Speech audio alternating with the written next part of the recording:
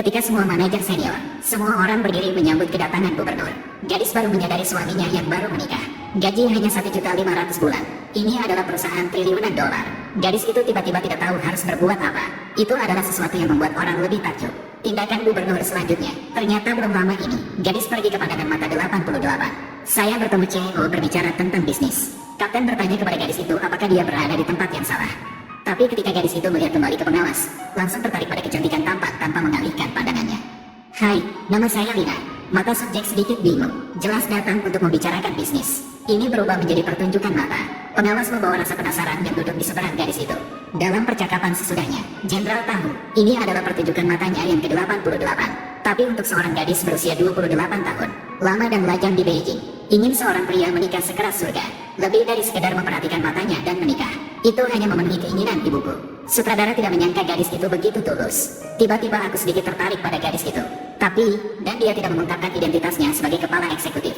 Percakapan ini hanya dilihat sebagai kecelakaan. Bertemu nanti dengan dua teman WeChat. Setelah selamat tinggal, gadis itu tidak lupa menyebutkan bahwa dia mentransfer uang untuk makan Anda. Saya melihat gadis itu pergi dan berpikir saya tidak akan pernah melihatnya lagi. Tapi sutradara tidak menyangka itu. Ini adalah awal dari takdir mereka. Beberapa hari kemudian, direktur meninggalkan bandara. Fa harus jauh buru-buru jemput sahabatnya. Gadis itu buru-buru mengambil berkas konsul dan meminta maaf. Ketika Anda melihat wajah presiden, Anda tiba-tiba merasakan keajaiban takdir. Tapi sutradara berpura-pura tidak akrab. Gadis itu segera pergi. Gadis itu memanggil pengawas. Ingatlah untuk mendapatkan makanan terakhir kali. Gubernur tidak bisa tidak mengatakan bahwa gadis ini menarik, tapi saya tidak tahu itu.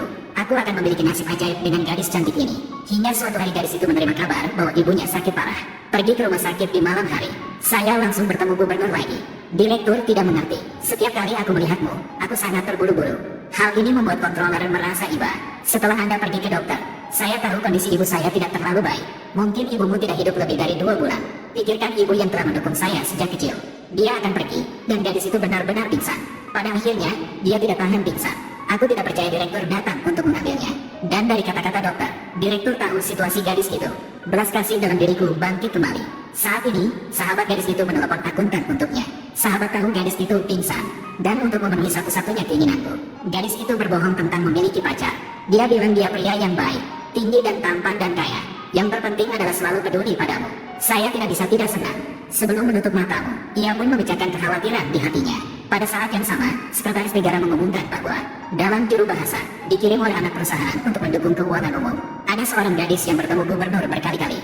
Direktur bergegas memeriksa file. Lihat foto gadis itu. Saya diam-diam memutuskan kali ini untuk membuat koneksi lebih dekat denganmu dan untuk menebus kebohongan tentang pacarnya. Dia mengirim SMS kepada sutradara, menawarkan untuk membuat kesepakatan dengan Anda. Ada yang ingin kuminta darimu. Aku tahu itu keterlaluan, tapi ketika Anda pergi untuk melihat mata, Anda pasti didesak untuk menikah oleh keluarga Anda. Saya ingin menawarkan Anda kesepakatan. Kami menikah selama setahun. Aku akan menanggung semua biaya hidupmu. Di tahun itu, sutradara tidak menyangka bahwa dia adalah pria yang hebat. Triliunan perusahaan. Suatu hari mereka diminta untuk memberinya makan. Saya harap Anda dapat membantu saya dengan permintaan lain. Kau luang besok, bisakah kita bertemu dan berbicara? Bisakah Anda mengirim saya waktu dan tempat tertentu? Tuan Frekuensi, selama 1 tahun, kamu hanya perlu berpura-pura menjadi suamiku di depan ibuku. Ini adalah kunci apartemen kecil yang baru saja saya beli. Bisakah saya melakukan deposit untuk Anda terlebih